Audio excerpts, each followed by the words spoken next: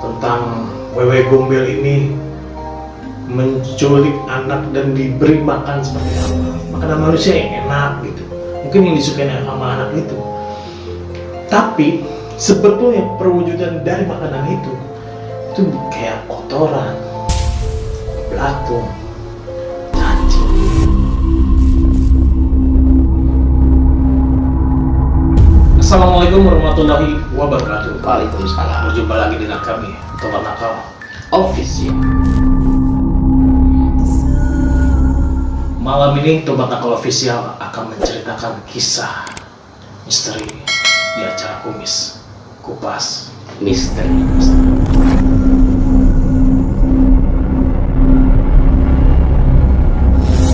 Kembali lagi dengan gua Abai dan Yai. Jadi Bang Yai, kali ini kita akan membahas tentang mitologi hantu yang cukup fenomena di Indonesia. Oke. Yaitu hantu wewe gombel. Jadi hantu wewe gombel ini Bang, divisualkan dengan muka yang serem Bang, hancur ya, rambutnya yang berantakan, terus juga yang bikin ininya nih Bang, yang dia disebut wewe gombel nih karena dibandingkan hantu-hantu yang lain nih, karena payudaranya ini Bang, Ciri khas. panjang, ciri khas, panjang sampai ke tanah, menjulur ke tanah, secara visual itu. Dan baju-bajunya tuh kusam Bang, ya gitu ya. Jadi Bang, hantu wewe gombel ini yang fenomena yang tadi gue bilang punya histori nih Bang. Nah, cerita ini berkembang di suatu daerah di Jawa Tengah, Semarang. Jadi kisahnya ini tentang suami istri yang tidak dikaruniai seorang anak. Jadi sudah lama menikah nih, mereka berdua tidak dikaruniai seorang anak. Singkat cerita, sang suami ini kecewa dengan istrinya nih Bang, karena tidak memberikan keturunan kepada sang suaminya. Jadi sang suami ini berselingkuh dengan wanita yang lain. Oke. Singkat cerita, sang suami sedang selingkuh atau sedang berhubungan intim, dipergokilah dengan sang istri ini. Ketahuan ya. Ketahuan. Sang istri marah, kesal, dendam. Kemudian sang istri terbesit di pikirannya untuk membunuh sang suaminya karena rasa kekecewaan dia yang begitu dalam Bang. Kisah historinya ini nih, hantu wewe gombel ini nih Bang. Dengan rasa dendam yang begitu bergemuruh di hati, dilaksanakanlah niat buruknya dia tuh membunuh sang suami yang sedang tidur. Setelah beberapa kemudian, tentang peristiwa pembunuhan ini, warga pun mencium tragedi ini, pembunuhan. Ketahuan lah. Jadi warga, masyarakat sekitar tuh beramai-ramai nyamperin wanita ini gitu, untuk diadili saat itu. Warga pun berbondong-bondong ke rumah wanita ini, tapi wanita ini udah tahu kalau dia akan ditangkap sama warga karena tragedi pembunuhan itu. Akhirnya wanita ini berlari nih, melarikan diri, kabur ke bukit Bang. Nah ini bukit ini disebut Bukit Gombel. Jadi warga dengan sigapnya mengejar nih wanita ini yang lari ke Bukit Gombel ini.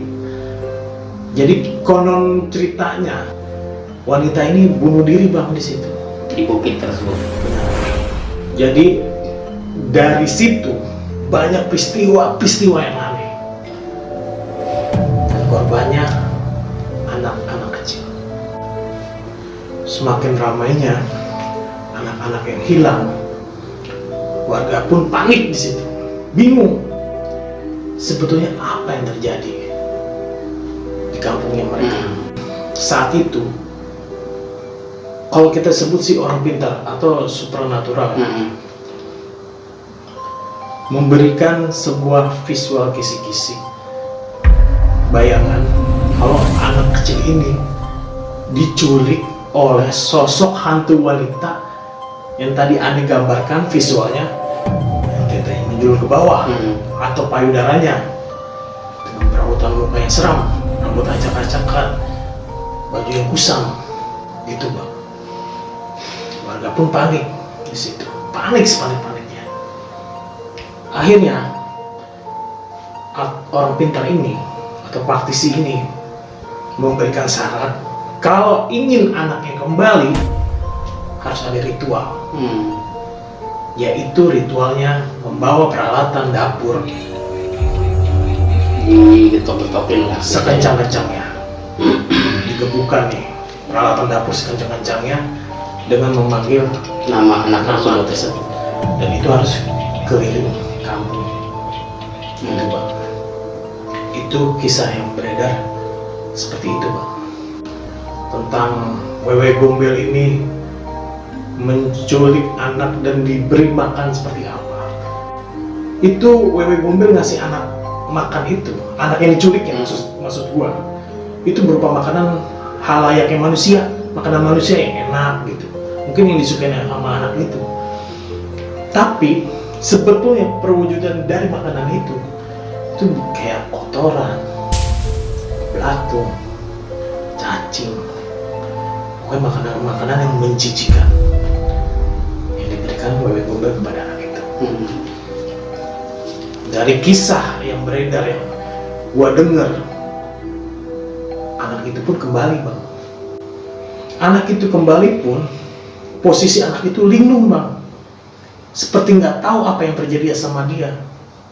Dan lebih parahnya lagi, bisu. Menurut ente nih bang, sebagai orang yang mengerti dengan hal seperti ini, tanggapan ente kayak gimana? Oke, sebelum Ani jawab, Ani sapa dulu ya teman-teman ya. Semoga teman-teman semua dimanapun berada, termasuk tim Tabernakel, selalu dalam perlindungan Allah Subhanahu Wa Taala. Amin. Lanjut sama cerita wewe gombel ini kisah yang memang sebenarnya kalau kita mau bahas lebih dalam ini sangat menarik ya.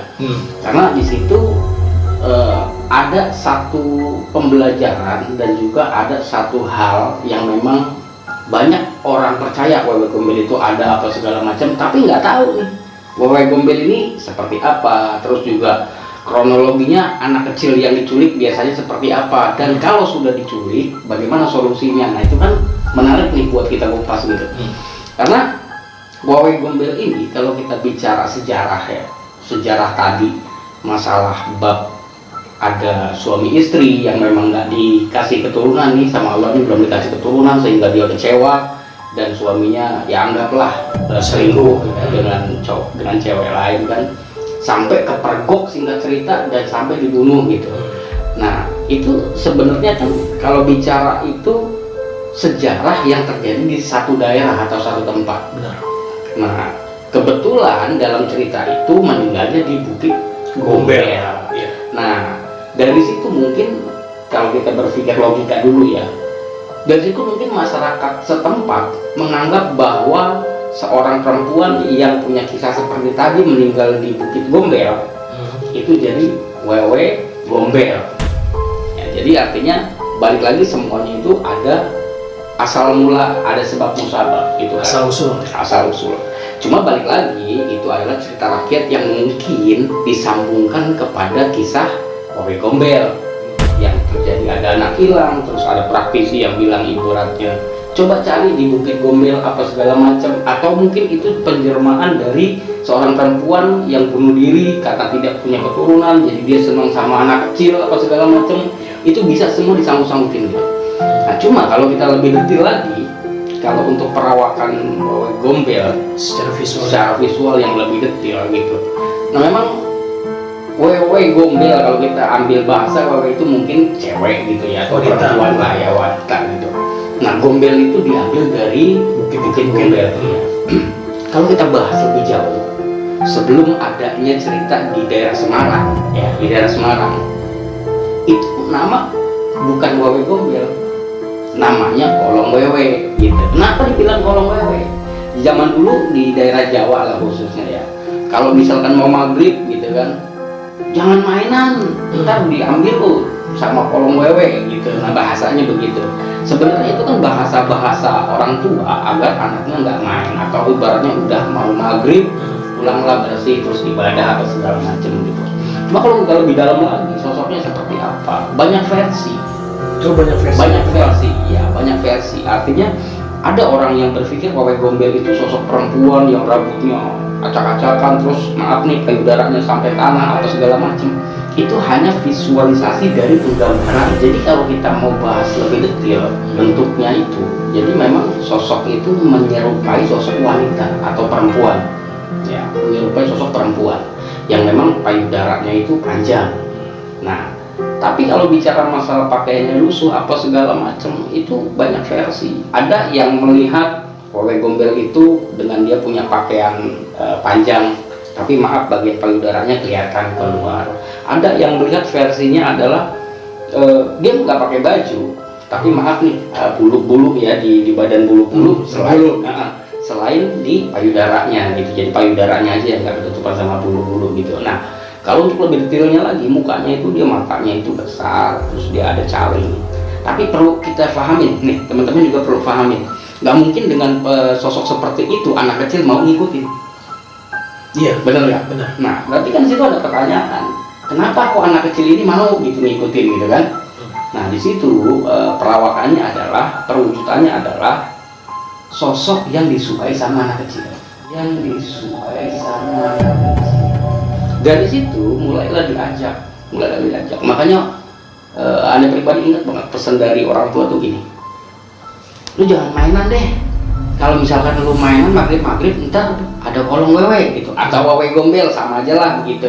Nah terus pesan yang kedua yang selalu kita ingat nih, kalau teman-teman ingat juga pesannya adalah nanti kalau ketemu sama orang yang nggak dikenal atau apa, kalau dikasih makanan jangan mau. Jadi di situ sebenarnya ada pesan yang terkandung sebenarnya. Kenapa maghrib jangan main? Sebenarnya bukan karena hanya ada kolong wewe atau Wawe Gombel, tapi biar supaya anaknya maghrib itu udah di rumah nanti ibadah atau apa segala macam atau belajar gitu. Nah terus kalau bab makanannya, kalau di Jawa itu kan kalau ada acara hajatan, ya ada acara hajatan, biasanya itu pakai daunnya daun jati bungkusnya. Iya. Nah pakai daun jati. Nah biasanya lauknya itu cuma nasi, terus mie sama ayam. Yang dilihat sama anak kecil itu makanannya, penampakannya. iya. Nah, tapi kalau ditelusuri lagi lebih dalam, itu nasinya itu sebenarnya maaf nih, makanan yang tidak layak dimakan. Contoh apa? Belaku. Kalau mie itu cacing.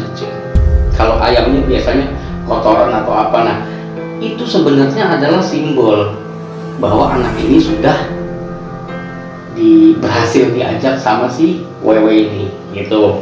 Nah ketika nanti pulang, nah ritual-ritual tadi tuh kayak misalkan ngetok-ngetok alat-alat dapur gitu ya, keliling kampung gitu kan, sambil nyebut-nyebut namanya, itu kan sebenarnya tradisi atau adat yang mana memang pada zaman itu itulah cara yang dipakai.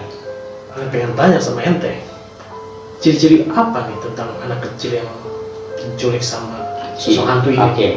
Kalau bicara masalah ciri-ciri atau spesifikasi, balik lagi gini, semua kisah, ya semua kisah, kalau kita mau telaah pasti ada faedahnya, pasti ada manfaatnya. Makanya kalau ada kejadian, mungkin pada saat itu orang tuanya yang galak sama anak, ngomelin anak, ya kan, terus anaknya hilang. Kisah yang kita ambil faedahnya apa nih? Makanya jadi orang tua jangan terlalu galak sama anak, gitu. Itu versi pertama. Versi yang kedua, anaknya bandel nih, susah diomongin sama orang tuanya apa segala macam. Pulang nggak pulang. Ya kan. Ketika hilang terus ketemu, itu jadi lagi tuh, jadi wacana lagi, jadi faedah yang bisa kita ambil lagi tuh. Makanya jadi anak jangan nakal, hilang kan lu, gitu. Jadi balik lagi, semua apapun yang kita rasain, yang kita alami, kita kembalikan lagi sama diri kita untuk perbaikan diri yang pertama. Yang kedua, perbaikan diri ini tujuannya apa? Agar kita lebih mendekatkan diri kepada Yang Maha Kuasa. Terus Wawe Gombel itu ada apa enggak? Itu ada. Dan cerita yang berkembang tentang anak kecil yang diculik sama sosok hantu ini nih bang, yang bisu atau kayak orang linglung, itu benar adanya atau gimana bang? Nah, itu pernah tuh ada kejadian di kampung, ada dulu pernah ada kejadian. Jadi ketika hilangnya anak, ya kan, ketemu tuh, setelah hilang ketemu tapi kayak linglung maksudnya ditanya juga nggak nyambung, pokoknya diem sampai pada saat waktu itu dihubungilah kiai setempat buat dibacain doa gitu. Nah dari setelah dibacain doa, anak itu kembali normal lagi. Kalau yang bisu sih anak belum pernah dengar gitu. Tujuan dari hantu ini apa sebetulnya, fenomenanya itu apa? Jadi sebenarnya kalau bicara masalah tujuan si hantu ini, yang pertama pastinya dia ingin menunjukkan dia itu ada. Ya. Yang kedua, dia itu ketika menculik anak, dia senang, ngerti gak maksudnya? Senang gitu, senang sama anak kecil itu gitu. Makanya dia culik lah, dia kasih makan, tapi kan tetap ada efeknya, ada imbasnya sama si anak ini gitu loh. Cuman balik lagi, apapun kisahnya tetap pasti ada pelajarannya. Jadi untuk penjelasan kisah hantu Ibu Ben sampai sini mungkin ya. Kurang lebihnya kita mohon maaf bila ada salah-salah kata atau penjelasan kita yang kurang jelas. Ya, kita mohon maaf dari Tobat Nakal Official. Sesungguhnya kami menyuguhkan sebuah kisah yang bisa menjadi faedah buat kalian dan kita juga, dan pelajaran buat kita. Akhir kata kita Tobat Nakal Official undur diri. Assalamualaikum warahmatullahi wabarakatuh.